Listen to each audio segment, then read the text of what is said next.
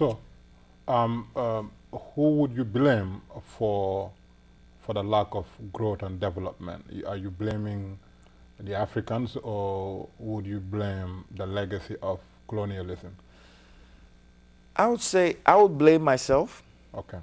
I would blame the legacy of colonialism, and also I would also blame the Africans also. Okay. We cannot. We have to. We have to take a position now of being accountable and responsible for our own actions. As we speak right now, almost, I think all African countries are currently called independent states. And so we cannot obviously throw the blame on some other foreign entity for our misfortunes. We have to take the blame for our own misfortunes. On the other hand, you are right, we also have to blame foreign entities also for their part in where we are today. Because obviously if we look into Africa's history, Africa's past, it is due to all these, we can attribute most of our suffering now to all these experiences that we actually went through.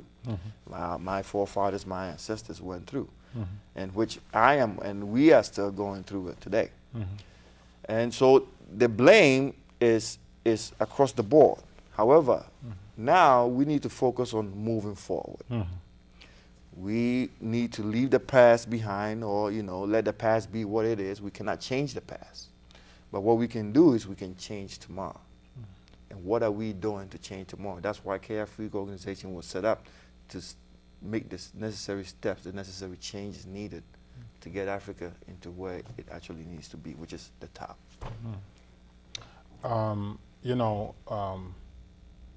For the past 15 years or so, I have been very active in the local elections. Yes. Here, I would say in New York City, but particularly in the Bronx. Yes. And pretty much almost every candidate running for any elected office would say, when I'm elected, I'll make sure that the jobs in my district will be done by the residents of my district. Almost everybody said the same thing. Yes. But then when they get elected, they sometimes realize that the jobs in their district requires qualifications that sometimes need to be found outside of their districts. Yes. I mean, time and time again, yes. We see projects in districts that, the elected officials wanted to be done by their, district residents, but unfortunately they have to find an outside contractor. For AFRIQUE, for your objectives, or for AFRIQUE organization's mission in Ghana, in West Africa, in Africa, you think you have qualified labor force or qualified professionals to do the job, or would you require outside help in terms of human resource? Without a doubt, with the scope of AFRIQUE organization's infrastructural development projects, at the moment, I have researched so many companies in Africa. I do not see any African company that is yet ready to take on that challenge. Okay. On the other hand, also, we do have foreign entities who are also based in Africa and working in Africa and actually doing these kind of developments. For instance, there's a dam going on in Uganda, which is being built by an Italian consortium currently. I think they stopped working on it. I don't know if they started back again. These are projects that are being undertaken by foreign entities. However, when you come to labor, there's only two forms of labor. There's skilled and there's unskilled labor. In Africa, the benefit is with both skilled and unskilled labor, still the cost is still low at the moment. And we do have unskilled labor, no doubt about it. We also do have a pool of skilled labor which we can pull from to make it happen. But we will definitely need Western help, Western assistance, Western support to undertake these constructions events. AFRIQUE organization, all AFRIQUE organization was seeking to do is to incorporate Africans, local indigenous Africans, in all levels of construction. Even if they did not have the necessary skills, I think they could learn the skills. And they could learn it by working with those who already know it on the field, or they could learn it in institutions. And so if it comes to a point where we don't have the necessary skilled labor to undertake the job, they could undertake the job in that capacity as an apprentice, learning how to do it. And if we come to unskilled labor, we could also pull from them and see where will work best for each and every one of us. But in the process, what we will be doing is not only creating jobs, but we will also be creating the skill set needed to not only build the thing, but also to maintain it after it has been built. You know. So, isn't this the responsibility of the local government to oversee the construction of these infrastructures? And what is CARE AFRIQUE organization's relationship with the local leaders on the ground in Ghana? Let's say in particular in Ghana. You are right. This is traditionally, quote unquote, the job of the local governments, the governments of the particular countries, states that you know. It is true. However, having the opportunity to live in the United States for a while, I also had the opportunity to learn from a great person we all know as John F. Kennedy. And he once had a great saying about, ask not what your country can do for you, but ask what you can do for your country. In all sense, in all normal sense, yes, it is the job of the government. However, I'll take Ghana for instance. Ghana has been an independent state since 1957. We celebrated our 50-year anniversary in 2007. Okay, we are in 2012 now. And we still have people in Ghana right now walking to go fetch dirty water, come prepared before they can even use it. We still have walls of problem, power fluctuations, you know, lack of skilled labor, low educational levels, low educational skills. We do have all the problems which all African nations or all developing nations still face. So I took it upon myself, if the government is not doing it, I am a citizen. What can I do to help this situation? And that is why we set it up to do that. In terms of what is CARE AFRIQUE organization's role going to be, we do have we do have the official support of the Ghanaian government with what we are doing, what we seek to do in Ghana and in West Africa.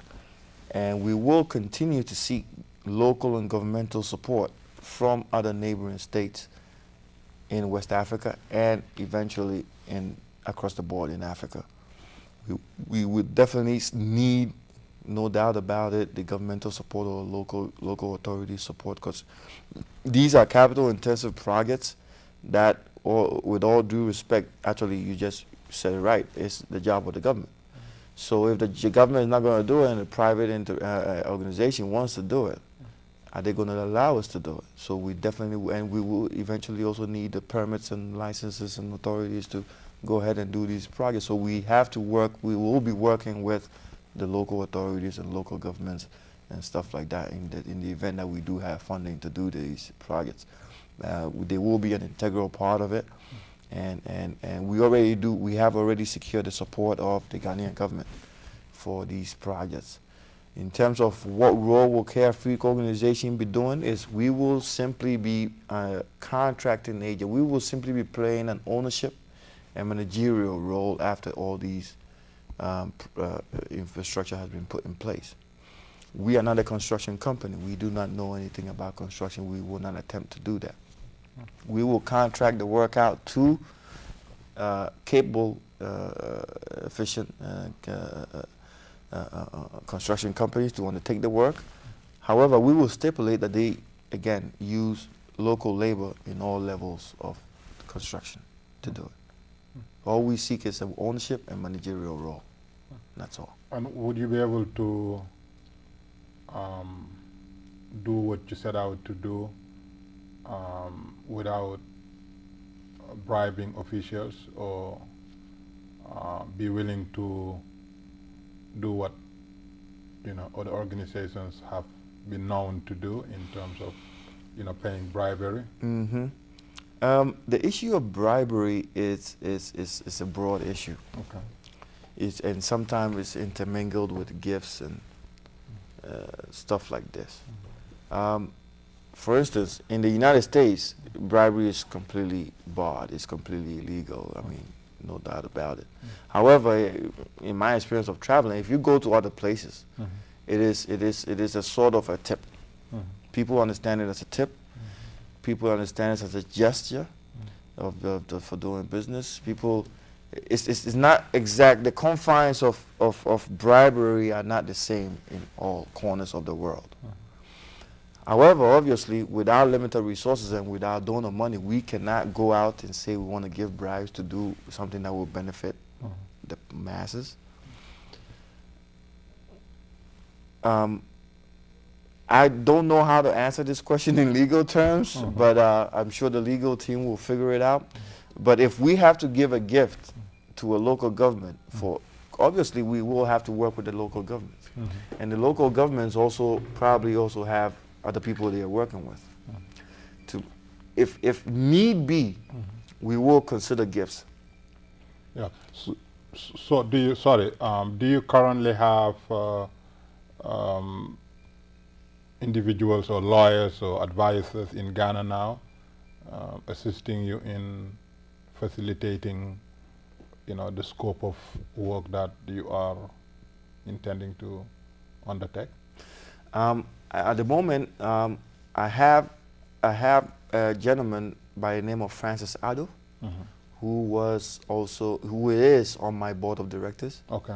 And who was the Minister of Trade, Attaché Trade Minister in Washington, D.C. Okay.